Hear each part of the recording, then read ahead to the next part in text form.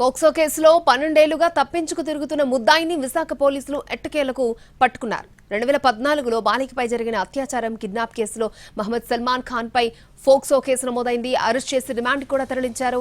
అయితే కొద్ది రోజుల తర్వాత కండిషన్ బెయిల్ పై బయటకొచ్చి అప్పటి నుంచి కోర్టుకు హాజరవ్వట్లేదు. విశాఖ వదిలి యూపీ పారిపోయాడు. 12 ఏళ్లుగా పోలీసులు కళ్లుగప్పి తప్పించుకు తిరుగుతున్నాడు. ఈ కేసును ఛాలెంజింగ్ గా తీసుకున్న పోలీసులు ఎట్టకేలకు యూపీలో అతన్ని పట్టుకున్నారు.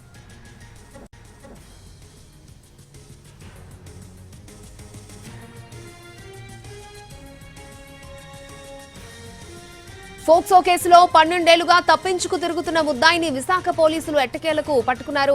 2014లో బాలికపై జరిగిన అత్యాచారం కిడ్నాప్ కేసులో మహమ్మద్ సల్మాన్ ఖాన్ పై పోక్సో కేసు నమోదైంది. అరెస్ట్ చేసి రిమాండ్ కూడా తరలించారు. 2014లో సల్మాన్ ఖాన్ అనే ముద్దాయి పైన పోక్సో రేప్ అలాగే కిడ్నాప్ కేసు రిజిస్టర్ చేశారండి. ఆ తరువాత అతను అరెస్ట్ చేయబడ్డారు. అతను కోర్టుకి గైర్హాజరు అవడం వల్ల అప్పటి నుంచి ఇప్పటి వరకు కోర్టుకి ఇతను రావట్లేదు. ఆ క్రమంలోనే మరి గౌరవ జడ్జి మేడం పోక్సో అతనికి ప్రొక్లమేషన్ వారెంట్ కూడా ఇష్యూ చేయడం జరిగింది.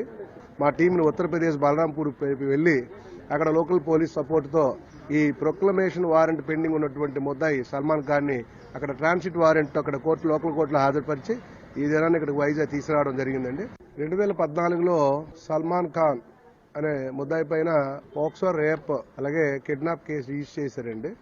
ఆ తరువాత అతను అరెస్ట్ చేయబడ్డారు. ఇతను కోర్టుకి గైర్హాజరు అవడం వల్ల అప్పటి నుంచి ఇప్పటి వరకు కోర్టుకి ఇతను రావట్లేదు.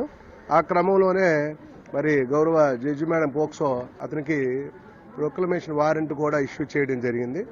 మా టీంని ఉత్తరప్రదేశ్ బలరాంపూర్ వెళ్లి అక్కడ లోకల్ పోలీస్ సపోర్ట్తో ఈ ప్రొక్లమేషన్ వారెంట్ పెండింగ్ ఉన్నటువంటి ముద్దాయి సల్మాన్ ఖాన్ ని అక్కడ ట్రాన్సిట్ వారెంట్ అక్కడ లోకల్ కోర్టులో హాజరుపరిచి ఈ దినాన్ని ఇక్కడికి వైజాగ్ తీసుకురావడం